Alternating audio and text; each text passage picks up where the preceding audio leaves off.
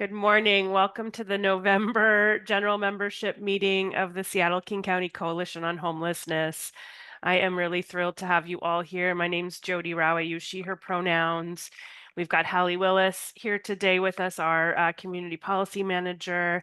And hopefully you all have had a chance to meet or see messages from our new communications lead, Danielle Palmer-Friedman.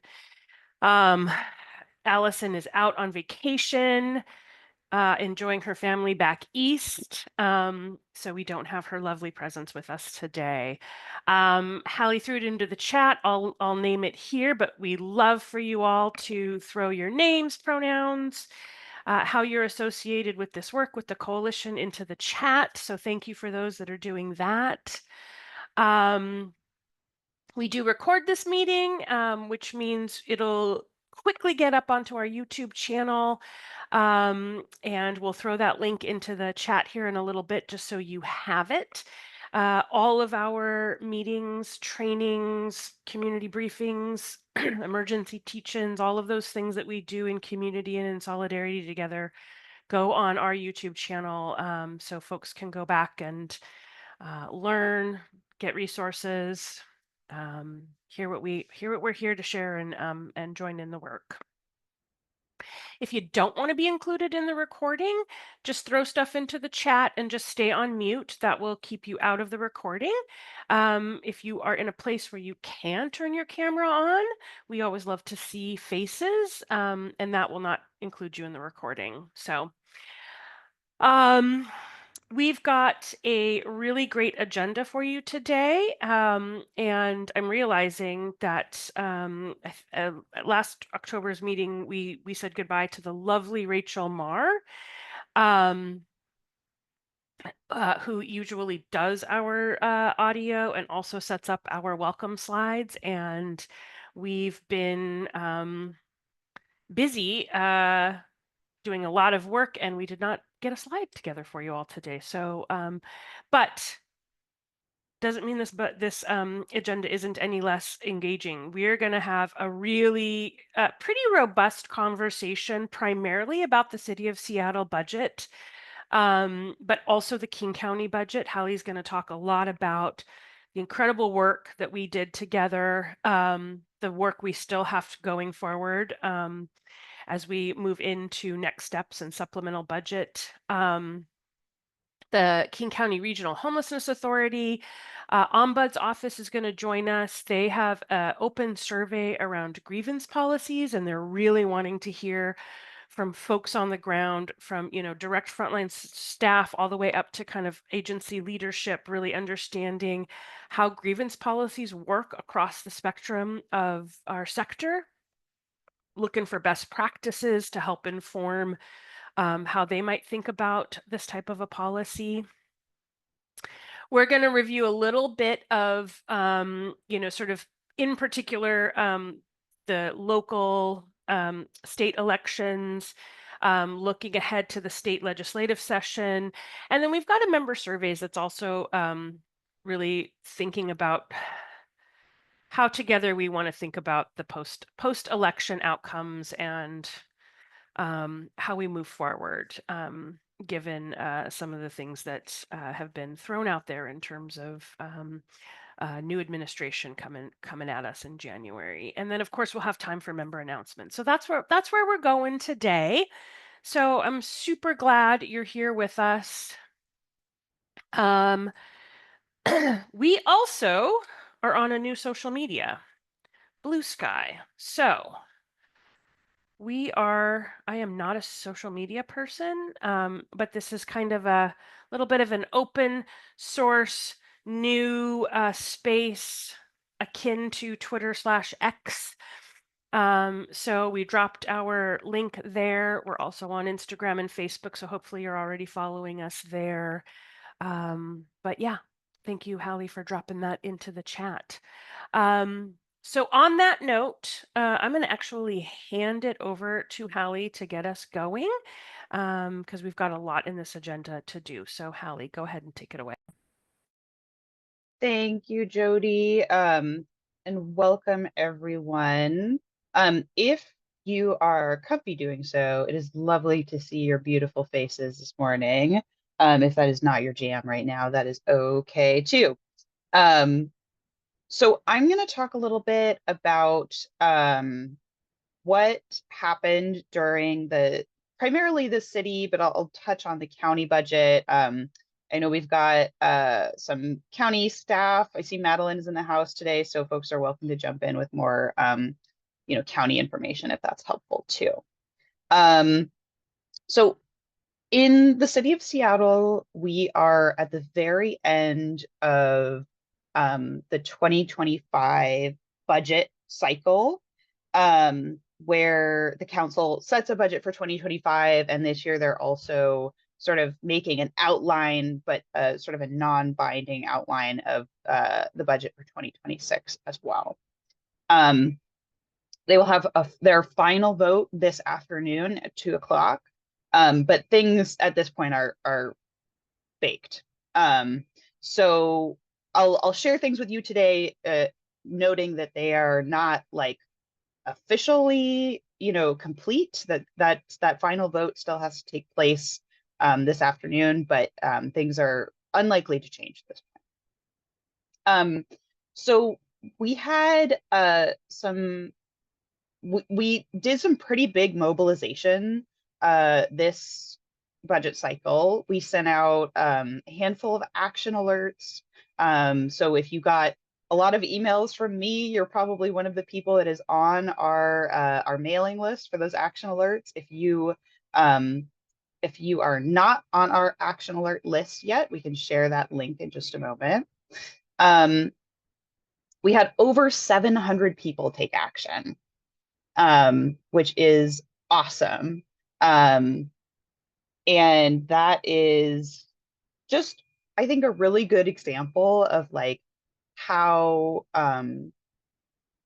big our community is.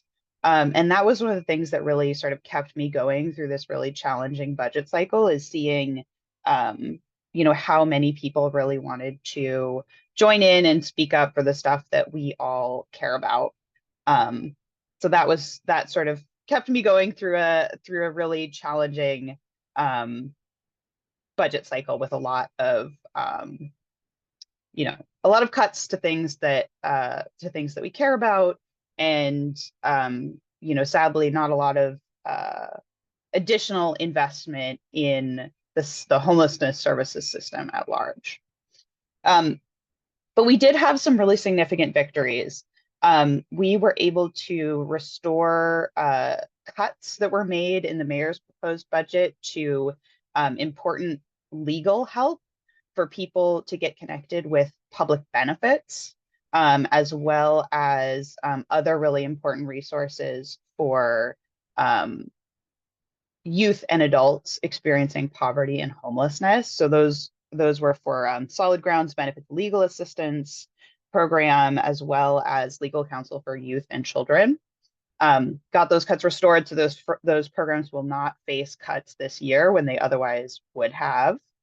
Um, we also advocated to increase rent assistance for tenants who are behind on rent, and need help paying their rent to stay housed. Councilmember Moore sponsored some amendments to add funding for rental assistance. That was a victory as well. Um, there were some pretty deep cuts in the mayor's proposed budget made to tenant services, which is sort of a whole broad suite of services that works with renters to help do a number of things to help tenants stay housed. So that includes resolving conflicts with landlords. It includes translation services. It includes legal help when people are in the eviction processes, sort of runs the gambit. Um, in partnership with Councilmember Morales and her office, we were able to help get those partially restored, but not fully. Um, and that's something that um, it's kind of a mixed bag. We really wish that we could have gotten it fully restored, but as I said, there were some pretty significant budget deficits in Seattle that the city was dealing with, and it was really, really challenging to add funding back for anything. So the thing when I'm saying these things that, you know, we didn't quite get exactly what we wanted, it's not over. We still have some opportunities to continue to advocate for funding for important programs like tenant services in the future. And I'll talk about that in a moment. And one other pretty significant victory that I want to name is that we sort of dodged a bullet. We advocated really strongly to have some really dangerous pieces of legislation removed before they came up for a vote. And we were ultimately successful. So those pieces of legislation would have placed what's called a proviso, would have essentially held hostage $30 million of shelter funding and $7 million of permanent supportive housing funding in the city of Seattle until like a report was, you know, transmitted to the council.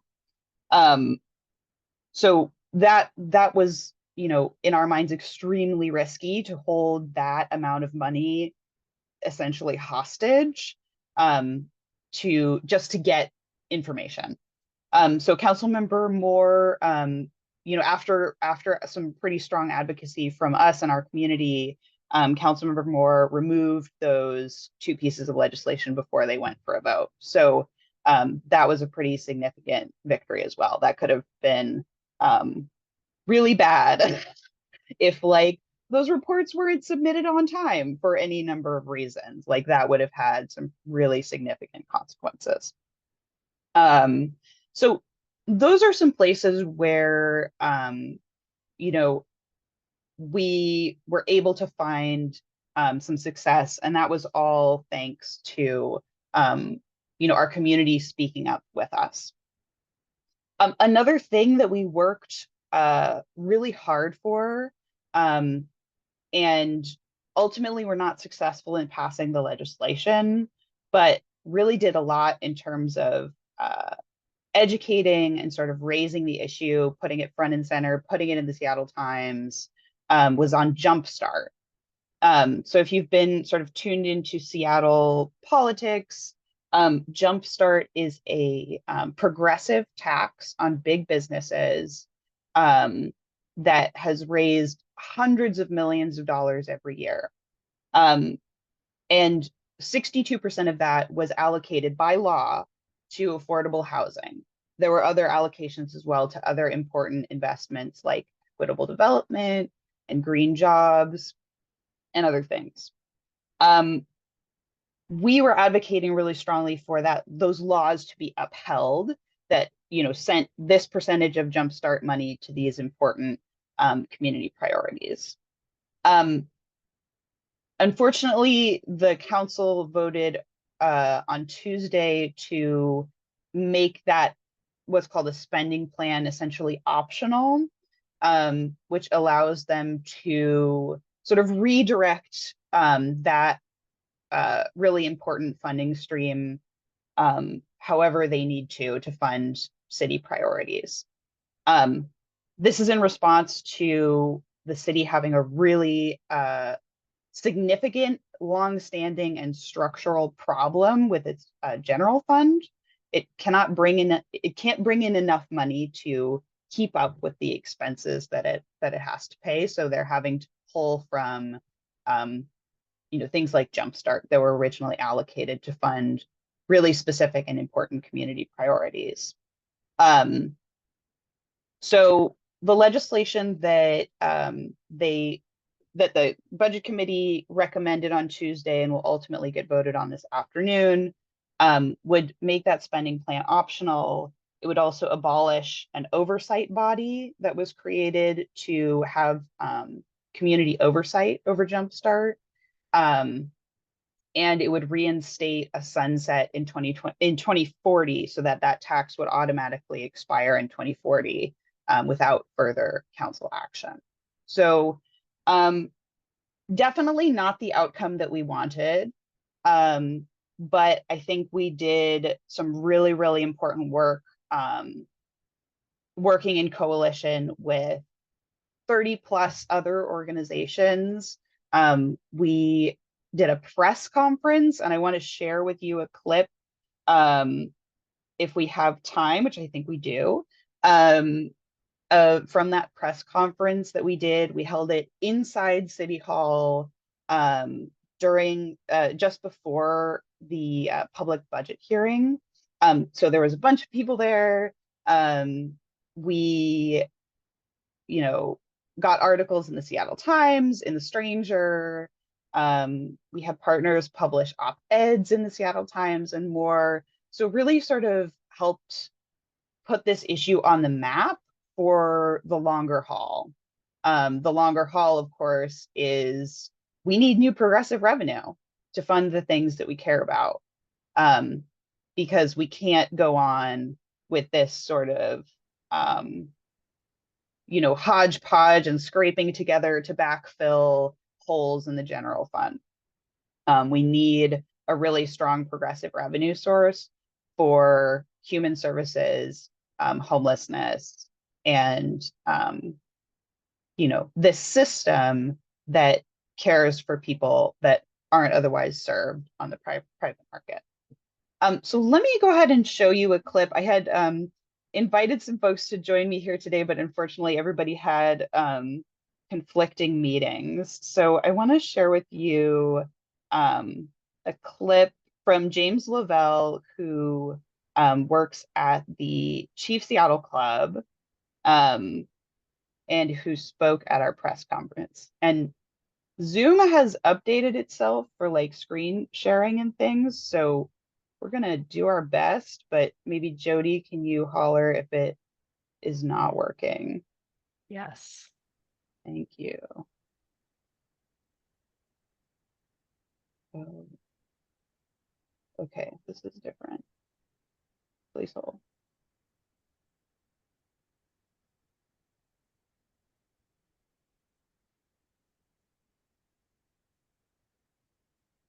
Oh, here we go. Okay, cool. We're in business. So I'm the Chief Community Development Officer for the Chief Seattle Club. I'm an enrolled member of the Turtle Mountain Band of Chippewa Indians from Belport, North Dakota. I was born and raised here in Seattle. I'm speaking today because we've done amazing work at Chief Seattle Club, because we have tackled the region's greatest disparity in homelessness. Native people are 1% to 2% of the population of Seattle, and yet we are about 30% of the chronically homeless. There are deep systemic issues why we are 30%, but there are also bright spots. That number used to be higher. It has gone down because of Jumpstart's committed focus on housing. We have opened 339 units of permanent supportive housing in the last 2.5 years, and over 250 of those units are supported through Jumpstart. This funding has been a lifeline, but it's just the beginning. We need Jumpstart to continue to address this crisis in our region. Jumpstart has been proof that Seattle values its people and their futures by prioritizing the housing needs of the community in the original Jumpstart plan. The additional revenue generated by Jumpstart must be safeguarded for these priorities. To divert it elsewhere would betray the trust of the very communities that need it most. We've built momentum. Let's keep moving forward together. Thank you.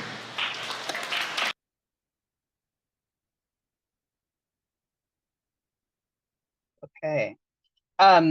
So James was just one of many speakers who joined us for that press conference to really raise for elected officials and for the public the importance of having a dedicated revenue source for affordable housing and other needs as well. So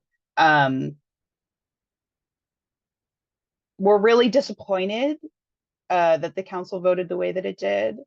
I should say that the majority of the council voted the way that it did on Tuesday, but we're not done. So definitely stay tuned. We'll be working on calling for additional progressive revenue. And as always, working to get the things funded that people experiencing homelessness need. So if I could have one of my colleagues grab our link for signing up for our email list and drop that in the chat, that would be great. And I think Danielle dropped the link to the full press conference video as well, if that's helpful.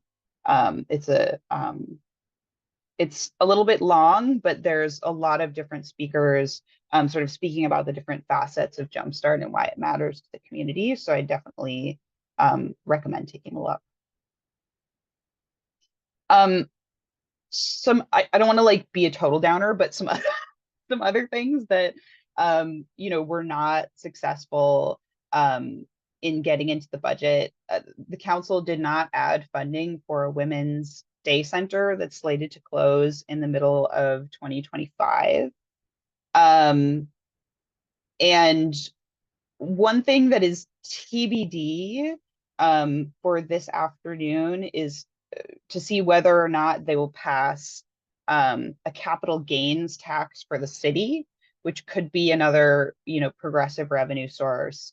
It would not be anywhere near the scale of Jumpstart, so far as I understand, but would be a step in the right direction towards additional progressive revenue. If I can like tell the future a little bit, it's probably unlikely that that's going to pass. It failed in committee on Tuesday, so which is the same people that will be voting on it today. So unless someone changes their vote, we'll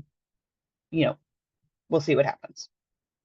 But for the things that we needed additional funding that we didn't get, so like the Women's Day Center that's slated to close in 25, and the cuts that are going to be made to tenant services, there are additional opportunities to continue advocating for funding for those. So the city has what's called a supplemental budget, where they sort of check in on the budget throughout the year, and if they have more money, they can add more money to certain projects. So that's always an opportunity for us to advocate for the additional resources that people need. So that's just to say it's not over. It will continue to be a challenging fight to fight until the city's economic forecasts start picking up, or until they raise new progressive revenue. But our job doesn't change. So our job will always be to advocate for what people need and for what the system needs, to educate elected officials, and to mobilize our community to speak up with us. So even though this is sort of, we had some wins, we had some losses, the Jumpstart thing is really disappointing. We're not done, and it doesn't really change our course at all.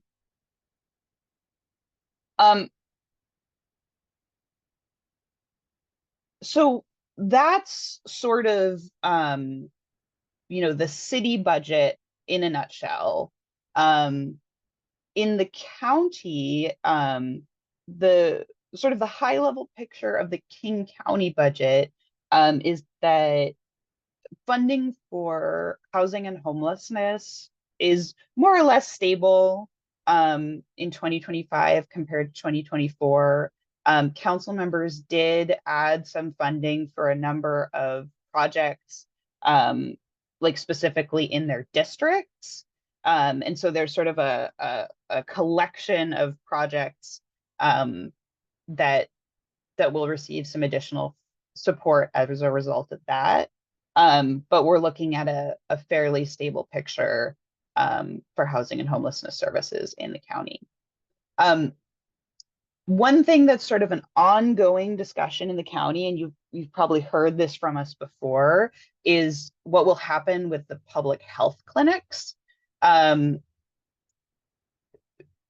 Those conversations are still ongoing, and we will continue to advocate for public health clinics to remain a resource for people experiencing homelessness across the county. There's some really complex negotiations going on right now between the county and Harborview and UW Medicine, which operates Harborview, to try and figure out how all of that is going to work. And we are staying tuned into that, and we'll keep you posted as if there are opportunities to speak up in support of that. So that is sort of, my overview of the city and the county. I think, what I really want to leave you with is that, as I said, like, our role remains the same, and the things that we're fighting for remain the same as we go forward into supplemental budgets, into next year's budget cycle, and beyond. And in Seattle particularly, like, a lot of our council members are really new. And so a lot of our work is, helping to educate them on what the homelessness system needs through the budget to be able to thrive. So that's sort of where we're at. If you are one of the 700 people that joined us to send emails to your council members, thank you. I really appreciate you speaking up with us. I find the last thing that I'll say on the budget is that it's part of our culture as a coalition, both to thank the people that speak up with us, but also to thank our elected officials when they do things that that we appreciate. So, in particular, Councilmember Tammy Morales really fought hard for tenant services in particular. And, ultimately the majority of the council voted down most of her amendments, but she really, she worked with us, she worked with a broader coalition of folks, and worked really hard to get that put back. So we're thinking about how to thank her, how to thank others that, really, fought for what we needed in this budget cycle. So stay tuned for how we might do that together. And with that, I think we have a little bit of time left. So if folks have any questions, I'm happy to take those. Either if you want to speak up or pop in the chat.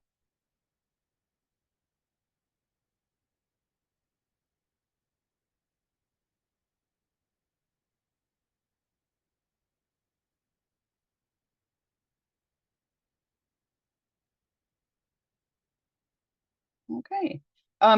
Well, I will keep an eye on the chat if folks think of questions about budget stuff. And with that, I think I'll pass it back to Jody. Thanks, Hallie. Really appreciate you covering all of that in important detail and sort of the entirety and the complexity with which we're working together around trying to make long-term transformative systemic changes. And it's not always easy. So just adding in my appreciation, particularly for you and Allison and all the work you two did in coalition with our members, and then all of you folks that individually took action with us. We see it, we see you, it matters. Thank you. On that note, talking about systems and thinking about how to make systems more robust and better, and working in coalition, we have our colleagues from the King County Regional Homelessness Authority Ombuds Office. So we've got Em and Raphael here. We have had Em here before with their colleagues, and I can't remember if Raphael was actually on our last meeting with Em or if I just met with Raphael because my memory is no good these days. But welcome, Em and Raphael, to talk a little bit more and have a little bit of a discussion around the survey around the grievance policy and the RHA trying to learn more about what folks are doing and how that looks on the ground. So on that note, I will hand it over to you two. You are both co-hosts, so if there's anything you need to share, feel free. Thank you, Jody.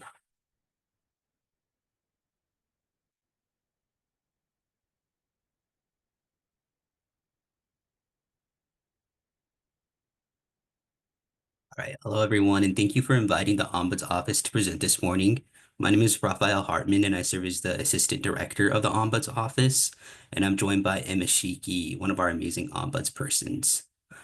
So today, we're excited to share our work on the Grievance Guidance Project. This initiative is designed to enhance how grievances are handled in homeless service programs with the ultimate goal of gaining a deeper understanding of practical approaches and highlighting the different ways that providers address grievances.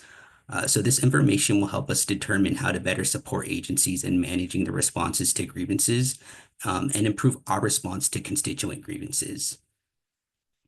Next slide. All right, so what is this project? This project is about documenting and promoting promising practices for handling grievances in homelessness services. So our goals are threefold. First, to better understand how grievances are currently managed. Second, to establish a shared standard for grievance processes. And then third, to explore ways the Ombuds Office can better support providers.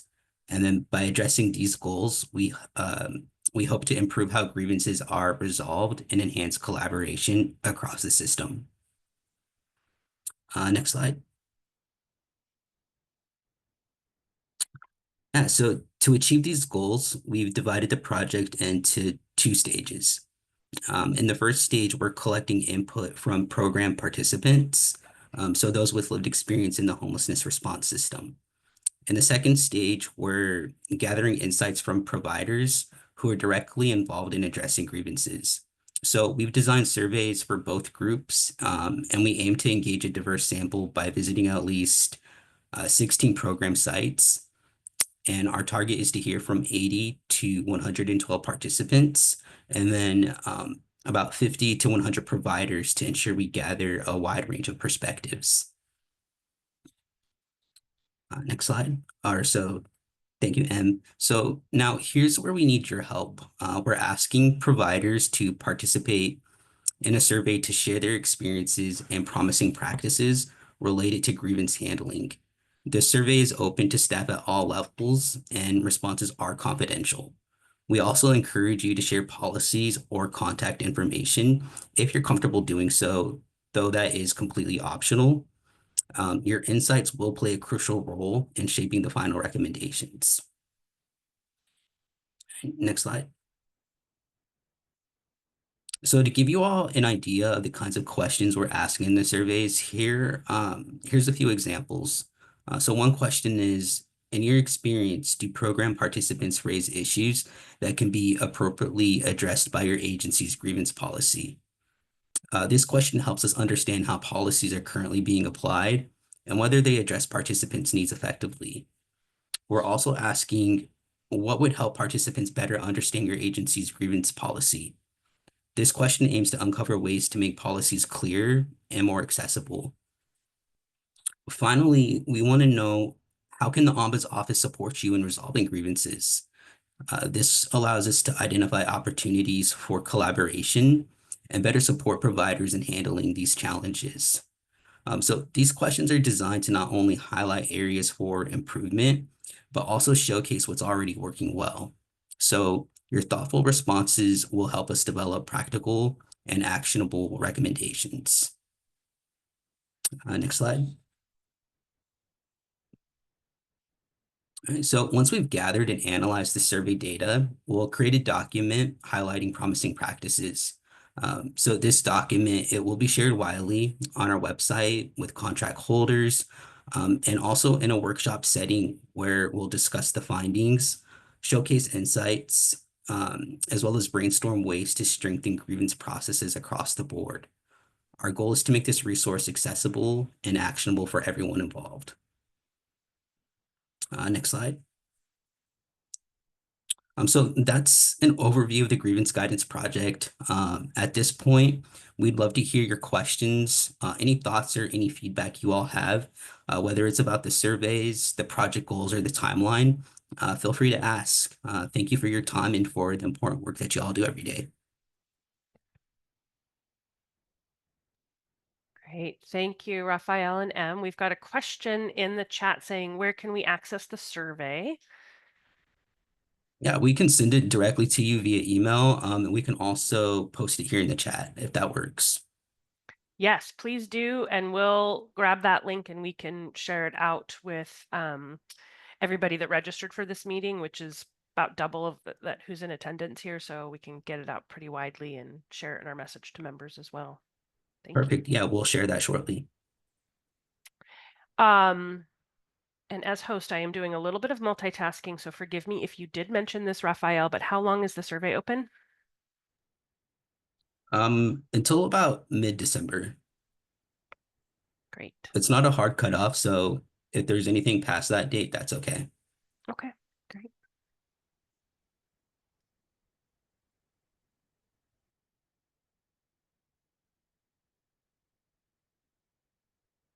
Other thoughts, comments, questions related to just the type of information they're looking for, how it might be used? Also, folks, if you want to take a peek at it, I can screen share it if that's helpful. We have time, so go for it, Em. Yeah. Okay, 1 second. There's the link. And then here we are. The form is pretty simple. And you know, we actually, this is I think another thing as well, is that this is hopefully an anonymous survey unless you want to share your contact information for follow-up. But it's short answer form for the most part, but if you'd like to add additional comment, you can definitely reach out to us so that we can have a broader discussion. But yeah, so if you have grievance documents, we were asking also if those could upload them as hard copies here. And appreciate any feedback about this process and also your grievance policies. Raphael, do you have anything else to add to that? No, thank you, Em.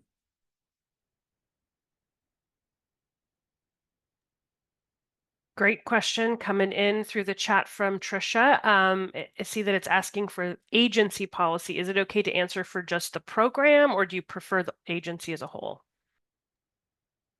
Yeah, it could be just for the program. Yeah.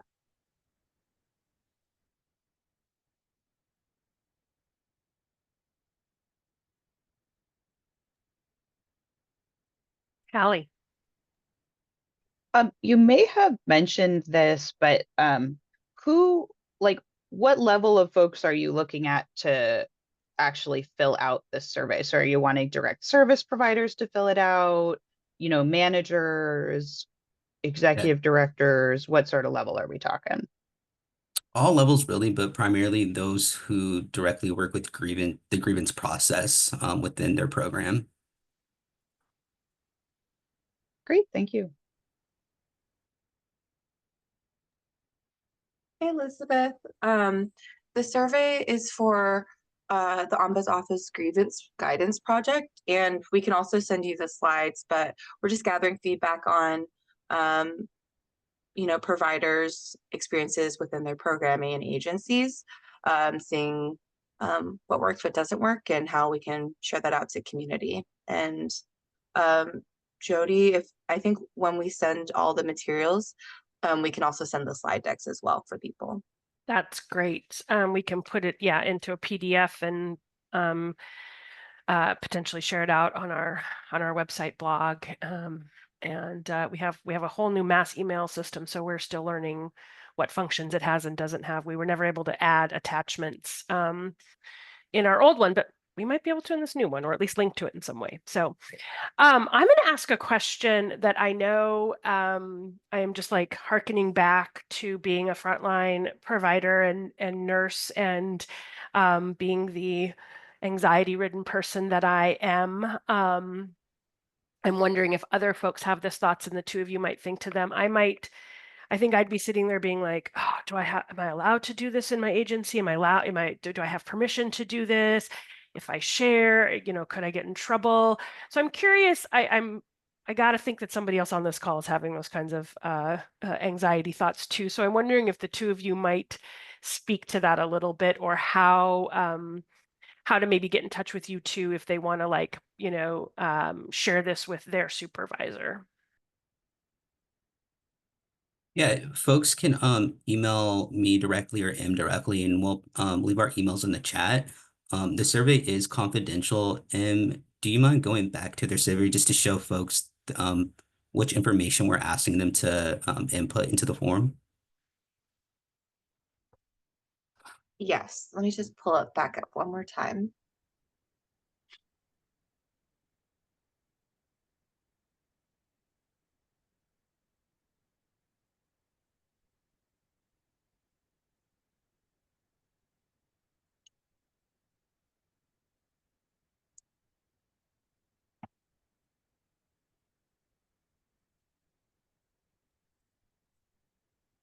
Yeah, so on the form, I don't think we're asking for folks' names or even which agency you work for. So any information you provide is voluntary. And if you're just not comfortable putting anything into a form just because you're not sure like where it's going on the back end, we understand that as well. And if you'd actually rather have a phone conversation with us or like a Teams meeting with us to give us that information, that's another way. So you don't have to use the form. It is the most helpful way to get the information we're seeking. But if you're worried about confidentiality, please do reach out to us directly, and we can find a way to ask questions that work for you. Always happy to take a one-on-one call too. So, yeah. And if you have folks in your agency that want to do it together, we actually prefer that we have individual interviews so that people can speak in candor. Yeah, I really appreciate you both speaking to that. And I know my experience with you all has been you're very open and aware of just how hard it might be, and the responsibility that you all are holding both to community service recipients and providers. And I think you do that all with a lot of integrity and honor. We do have a quick question. It's not a quick question, but maybe you can give a shortish answer. What is the Ombuds office as a whole at the RHA? That might help ground folks in as well. Thanks. Yeah, Em, do you want to take it, or would you like me to answer that question? I can take it and maybe you can fill in the blanks if that's okay. Yeah. So Ombuds as a function in other systems is it's a third party that receives complaints and concerns or kind of like highlighting like system actors that are helpful.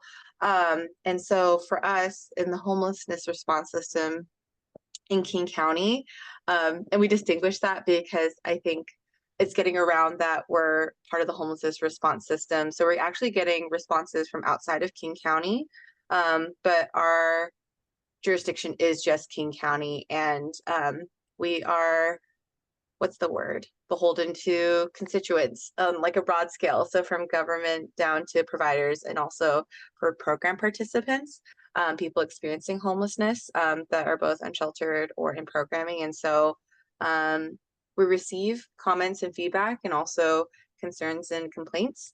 And what we like to try and do is resolve them to the best of our abilities. KCRHA does have programs that are funded through different funding sources. And so we're able to provide recommendations for people to have better program functions, especially when there's complaints, like something simple. For example, just like if there's like an accessibility needs. And so I was like, hey, like we're having a hard time getting to the bathrooms at X shelter. And we would love for our program administration to take a look at it. We would have different points of contact and seeing like best practices as well, and offering a review to the program, giving it back to them, working with our internal team that does contract monitoring, and there'd be resolution in our programs division. And so we have no enforcement power. We can't make people do the recommendations that we offer, but at least it's recorded and it is passed off to our programs division to support and to offer technical assistance. And for other partners that are not part of KCRHA, we offer that physical copy as well for not just ticketing, but also just a record as well. So Raphael, I don't know if I missed anything, but Yeah, no, that was great. The only thing I would add is that we also are able to help people navigate the homelessness response system. So if someone is not sure where to go, if they don't know how to access 211 or coordinated entry, or if they feel like, they've been on this wait list forever and they're not sure, how to move forward, we can help folks navigate the coordinated entry system as well. Great. Thank you both. And I will just add from, again, my more direct service provider days when I was with Healthcare for the Homeless. We got a lot of these kinds of concerns, grievances, complaints, and I'm sure it was a small fraction, but this was in the days where we didn't have, sort of a central regional, body and entity to look at this and handle it. And so um, it's a real boon to our system to have an independent office and entity that is looking at this across the board. So just adding that to from kind of the other side of not being a part of the office, but having dealt with some of this out in the community before Ombud's office was a thing. Another question, is there a timeline of when this grievance procedure will be implemented? We don't have an exact timeline just yet. We are closing the survey in mid-December, and we're hoping to implement it probably in second or third quarter of 2025. and I think we're also I guess the word implementing is difficult because we're going to be gathering best practices and also some barriers, like things that folks are saying isn't working. And so we're going to be offering that to community. We're hoping it to be a resource and then for people to go do great things with it. And so I think we can get back to y'all about the implementation process in that way, but the information will be available. Great, thank you.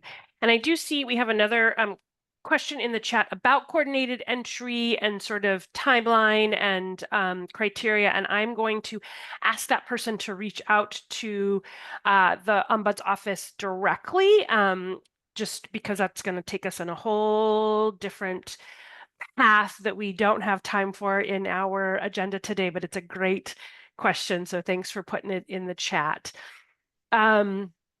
I think I will just offer this up as we start to move on in our agenda.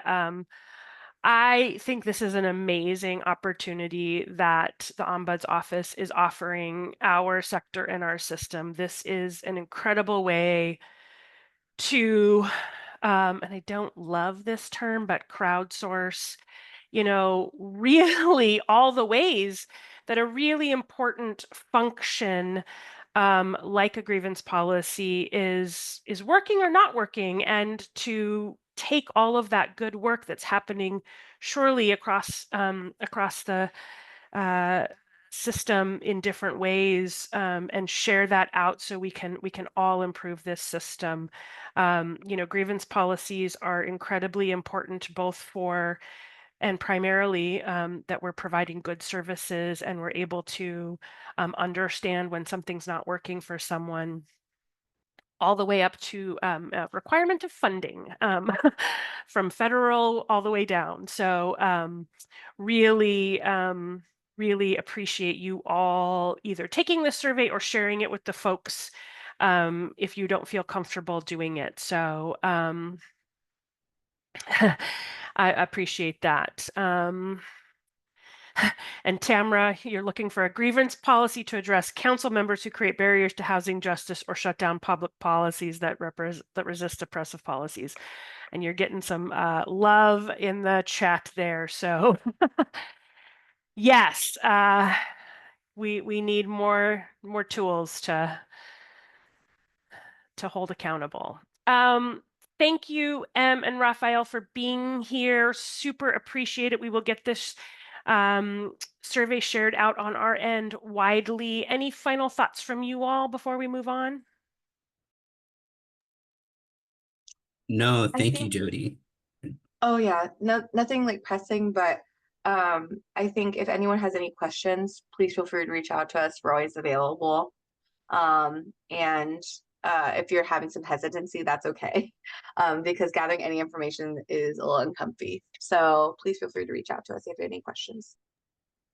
Thank you both for being here, taking the time, and you're welcome to stay, but if not, have a lovely rest of your day. On that note, we're going to kick it back to Hallie for more policy, a little bit of advocacy in there, and what we're looking at ahead for 2025 in the state legislative session. So take it away, Hallie. Thank you, Jody.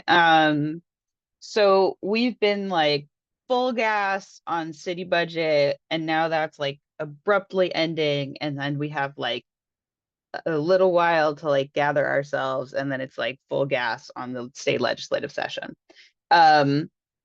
So I'm going to talk a little bit about what happened in Washington state in our most recent election, and also a little bit about what's to come in the legislative session, which starts in January.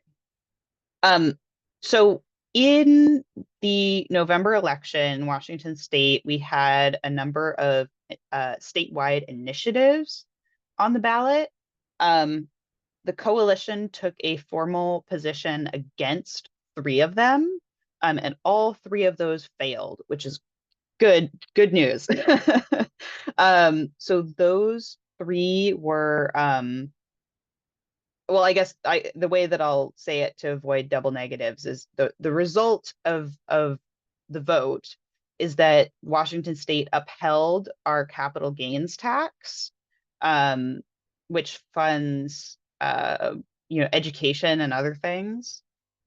We upheld the Climate Commitment Act, which funds a lot of like climate resiliency projects and climate change mitigation projects, and also incentivizes and limits big carbon emitters to emit less over time.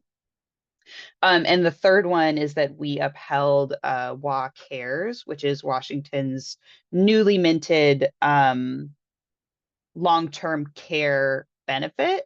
And so those are all great news. It would have been like seriously a huge problem if we got rid of capital gains in particular. Like that would have been really bad news. So that is great.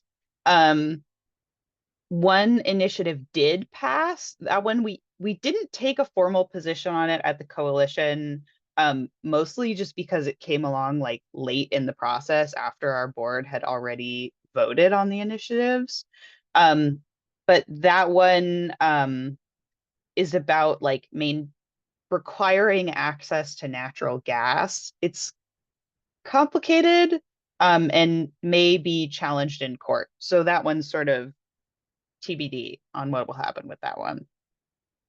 But the others, the failure of the 3 initiatives that we opposed is great news, and they failed by pretty wide margins. So I think, Washington residents really showed up to say that they support progressive revenue like a capital gains tax, which is great news both for the things that the capital gains tax funds, like education, but also just sort of in a bigger picture way of like, we need more progressive revenue at all levels of government.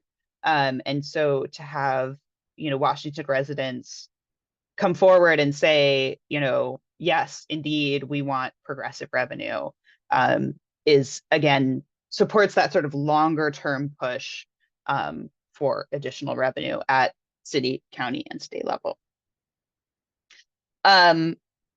So that's the initiatives. That's largely good news, which we all need. We all need a little bit of good news these days, I think. We also have a new governor. Bob Ferguson got elected to governor. We have a new attorney general. We have a new insurance commissioner. We have a third of the state legislature is new. And so we have a lot of opportunities and also a lot of work to do to educate our elected officials statewide about housing and homelessness. And so one way that we sort of kick that off is with our legislative preview in December.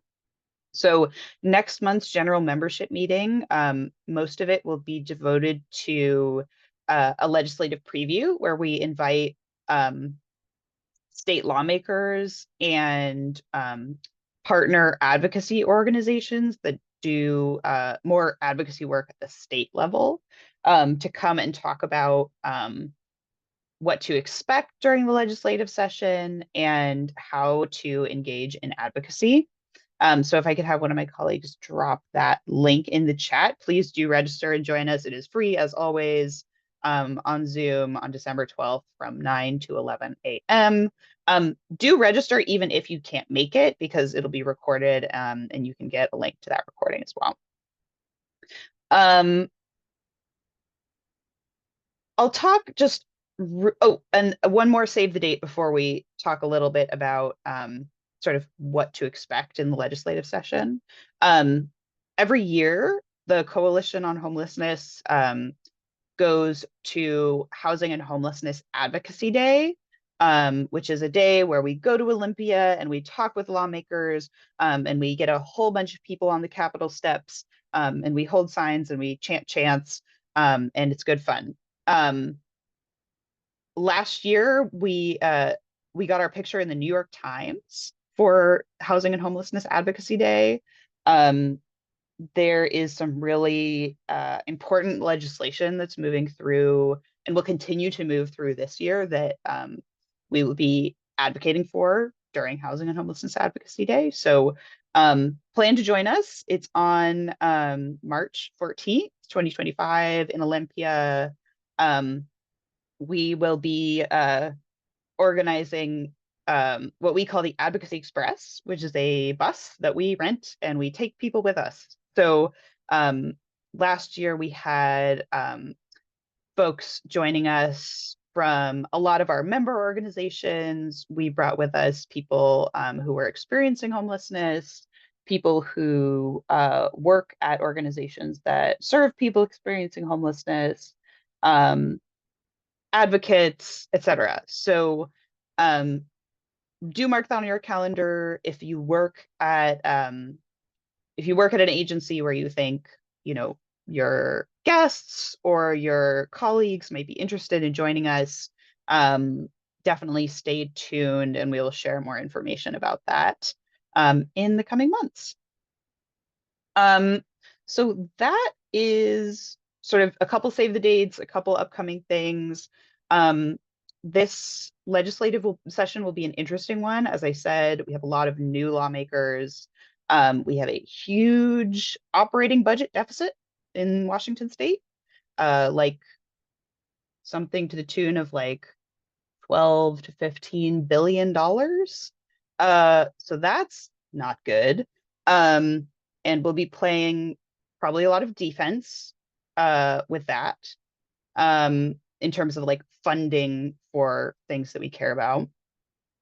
There's also some really interesting policy bills that are moving through. So one of those is about limiting the amount to which landlords can increase rent from year to year. That is the thing that got our picture in the New York Times last year. So you know, that is that will continue to move forward this year, as well as other policies that could expand access to essential public benefits, like TANF, if you've been in the loop on that work before. So those are sort of some things that you can expect to hear about this legislative session. Of course, there will be more, but that's just a little sneak preview, and join us in December to learn more. Thanks, Hallie. I will just call out that December 12th is the second Thursday of the month. So a week earlier than our usual monthly meeting, just because we start getting into too close to end of year holidays that come at the end of the year, and we don't want to lose folks because this is a really, really informative meeting. So hope to see you there. So before we move into sort of member and community announcements, we wanted to acknowledge that, you know, there was a lot to unpack in the general election and the outcomes of the general election. And Hallie touched on some of that, you know, really at the local level, and you know, sort of how we're going to think about that in terms of moving forward at the local level, both, you know, city, county, and then particularly state legislative session. But we know there's a lot of us, you know, either personally, our community, our family, our friends, the folks that we serve that have a lot of real fears about the incoming administration and what the next 4 years might hold based on what we experienced previously with that administration and what has been stated over the course of the campaign towards the election. We just are here to sort of take a couple minutes to just remind folks that you know, this coalition is built for this. We have spent the last 45 years creating relationships, building community,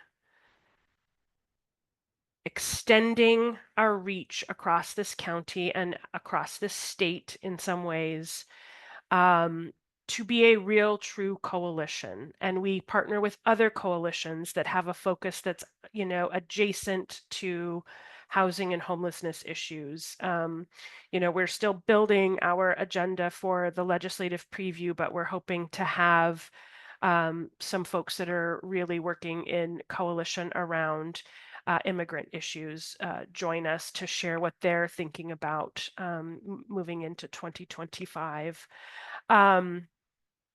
You know, going back to March of 2020, we partnered with Northwest Immigrants' Rights Project to bring a training to you all to have a better understanding of how you can respond should ICE show up at your place of work, and what the rights are, and have resources and good information. We are in the business of sharing information, countering disinformation, expanding democracy, and that's not changing. We're in this for the long haul. That being said, we want to kind of take a second here to just check in with you all and have a little space for folks to share if there's anything top of mind in terms of what you think your agencies, your colleagues, the folks you're serving might really need. We've got a survey, and I'll talk about that in a minute, but just want to hold space right now to see if there's anybody that wants to share anything or not, as the case may be. I have found over this past 2 to 3 weeks that a lot of folks are still processing, and that's okay. You know, it's okay to not be okay right now, and just know that we're, as a coalition, still here in solidarity, preparing to continue our good work together. So I'm just gonna pause to see if there's any comments, thoughts that folks want to offer or share.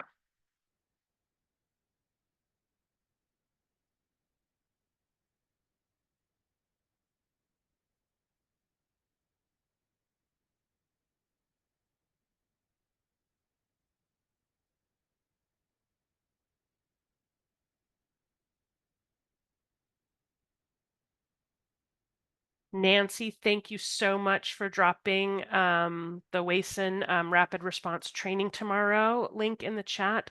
Really appreciate that. Danielle, it looks like you've thrown a lovely image in the chat that I can't fully see with my old eyes and shrunken screen. 6 p.m. is the training tomorrow. Thanks, Nancy. Super appreciate that.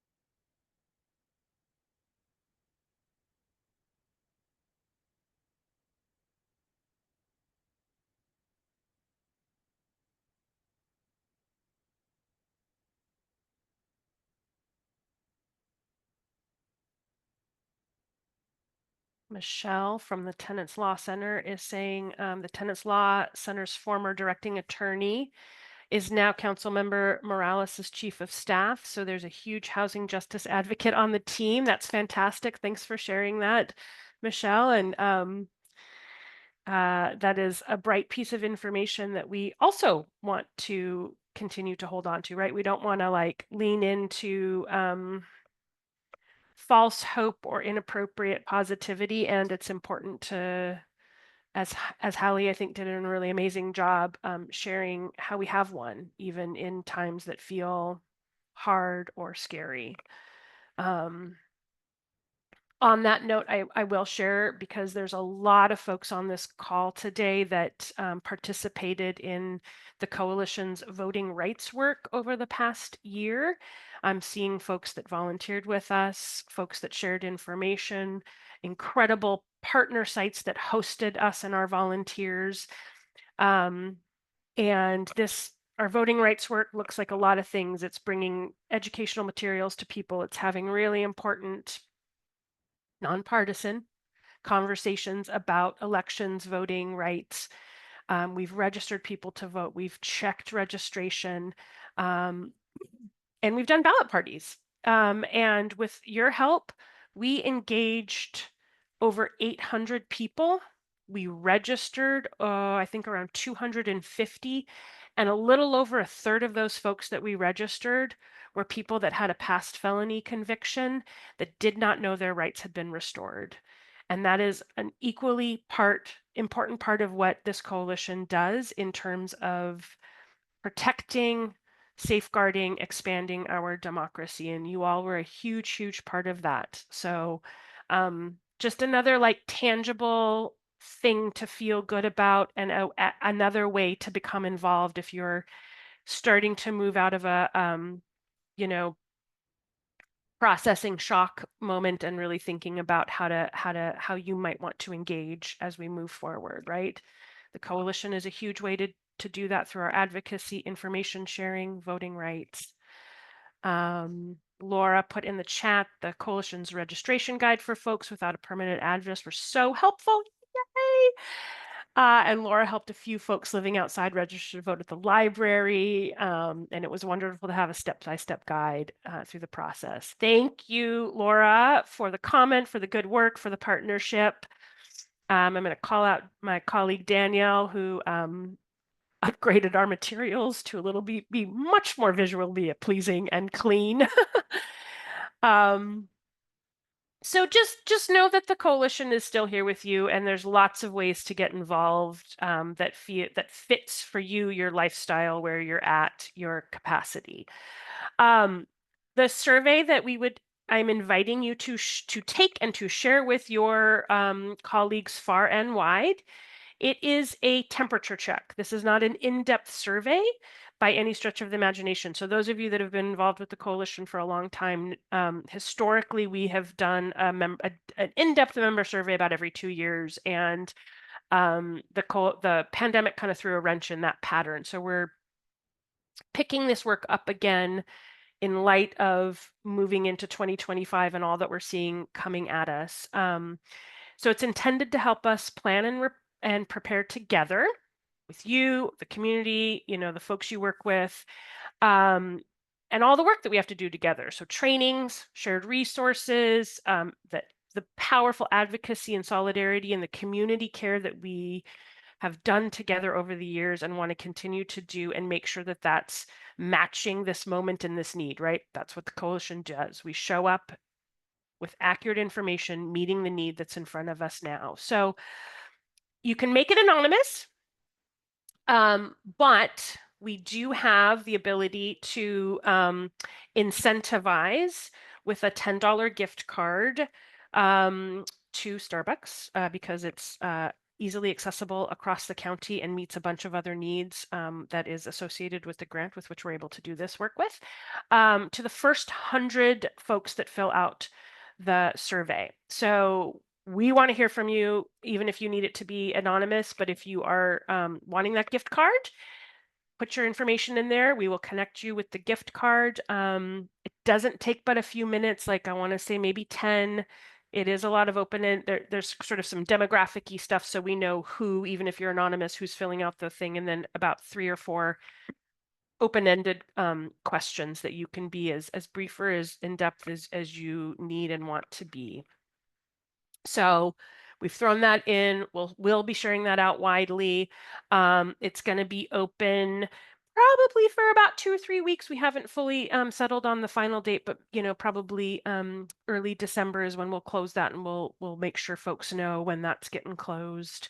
But share it widely. We want to hear from folks, and we can think about how to move forward together in ways that really meet the needs of you, your agency, and the folks you're working with. So on that note, we've got some time for our member announcements, and I'm going to start, and then I will turn off the recording.